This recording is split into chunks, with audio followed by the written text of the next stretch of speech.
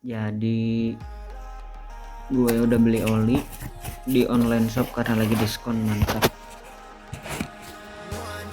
Nah, malu sport ya, variannya 1 liter itu jatuh.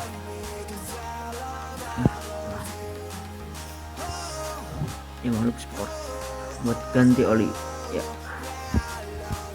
1 liter ya, original. Gue dapet harga di 30.000. Harga ya kalau di bengkel bisa 45, bisa 50, bisa 55, gimana bengkelnya. So langsung ke ganti olinya, let's go. Oke, jadi di sini gue mau ganti oli ya. Yang dibutuhin adalah ya kunci 19 lah ini kalau nggak salah. Terus tang buat buka itunya, ini buat menampung olinya, dan ini gue buat corongnya. Hahaha. Sudahlah, kita langsung saja ke videonya. Oke, mantap. Dan ya terlihat sekali di sini kotor, belum dicuci. Kita buka dulu aja lah.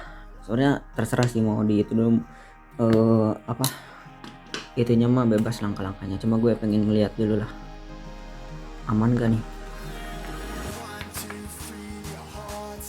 Nah biasanya tuh gue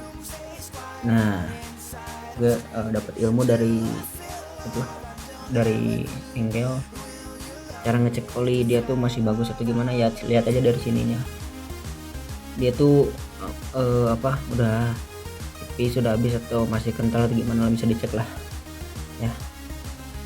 Kelihatan ya, enggak ya, pokoknya bisa dicek lah di sini ya, pokoknya gitu lah teorinya lah. Lalu step selanjutnya mari kita buka ini baut yang di bawahnya pakai kunci ini 19, kunci pas. Oke.